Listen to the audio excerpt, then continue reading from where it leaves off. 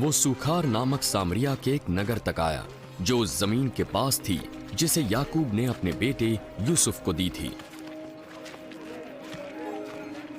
याकूब का कुआं भी वहीं था। चलते चलते यीशु थक कर कुएं पर बैठ गया। ये दोपहर का समय था।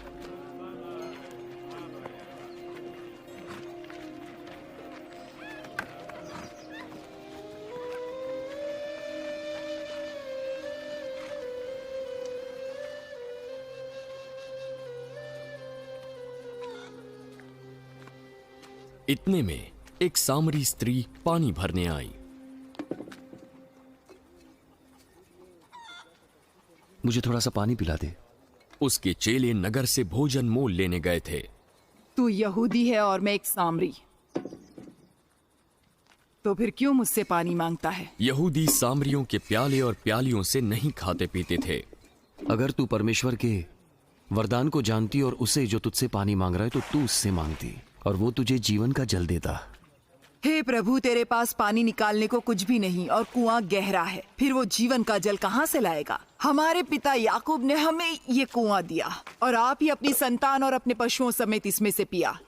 तो क्या तू हमारे पिता याकूब से बड़ा हो गया? जो कोई ये जल पिएगा वो फिर प्यासा होगा, परंतु जो कोई उस जल से पिएगा जो मैं उसे दूंगा वो फिर अनंत काल तक प्यासा ना होगा। जो जल मैं उसे दूंगा वो उसमें एक सोता बन जाएगा जो अनंत जीवन के लिए उमड़ता रहेगा और उन्हें अनंत जीवन देता रहेगा। हे प्रभु, वो जल मुझे दे ताकि मैं कभी प्यासी न हूँ और न जल भरने को इतनी दूर तक आऊं। जा अपने पति को यहां बुला कर लिया। मैं बिना पति के हूँ। तू ठीक कहती है, मैं बिना पति के हूं, क्योंकि तू 5 कर चुकी है और जिसके पास तू अब है वो भी तेरा पति नहीं। तूने मुझसे सच सच कहा। मुझे लगता है कि तू भविष्यद्वक्ता है। हमारे बाप दादाओं ने इसी पहाड़ पर आराधना की और तुम कहते हो कि वो जगह जहां आराधना करनी चाहिए यरूशलेम है। मेरी बात का विश्वास करना रे कि वो समय आता है कि तुम न तो इस पहाड़ पर पिता की आराधना करोगे न यरूशलेम में।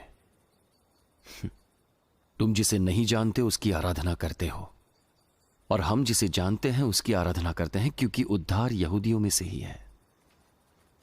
परंतु वो समय आता है, बल्कि आ गया है, जब परमेश्वर की आत्मा के सामर्थ्य से लोग पिता की आराधना करेंगे जैसी सच्ची आराधना वो चाहता है। परमेश्वर आत्मा है और भक्त उसकी आत्मा के सामर्थ्य से उसकी आराधना सच्चाई से कर सकेंगे।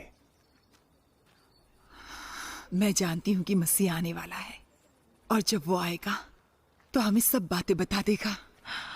मैं जो तुझसे बोल रहा हूं वही हूं।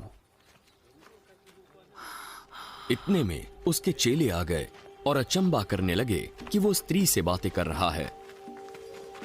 तो भी किसी ने स्त्री से नहीं पूछा तुझे क्या चाहिए, या मसीह से किस लिए उससे बातें कर रहा है। तब स्त्री अपना घड़ा छोड़कर नगर में चली गई।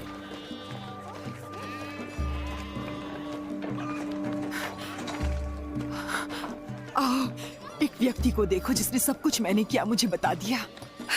कहीं यही तो मसीह नहीं है? तो वे नगर से निकलकर उसके पास आने लगे। इस बीच उसके चेलों ने यीशु से ये विनती की, हे रब्बी, कुछ खा लो। पर उसने उनसे कहा, मेरे पास खाने के लिए ऐसा भोजन है जिसे तुम नहीं जानते। तब चेलों ने आपस में ये प्रश्न किया, क्या कोई उसके लिए कुछ खाने को लाया है? मेरा भोजन यह है कि अपने भेजने वाले की इच्छा के अनुसार चलूं और उसका काम पूरा करूं। क्या तुम नहीं कहते कि कटनी होने में अभी 4 महीने पड़े हैं? देखो, मैं तुमसे कहता हूं, अपनी आंखें उठाकर खेतों पर दृष्टि डालो कि वे कटनी के लिए पक चुके हैं। काटने वाला मजदूरी पाता है और अनंत जीवन के लिए फल बटोरता है, ताकि बोने वाला और काटने वाला दोनों मिलकर आनंद करे। यहां वो कहावत ठीक बैठती है, बोने वाला और है और काटने वाला और।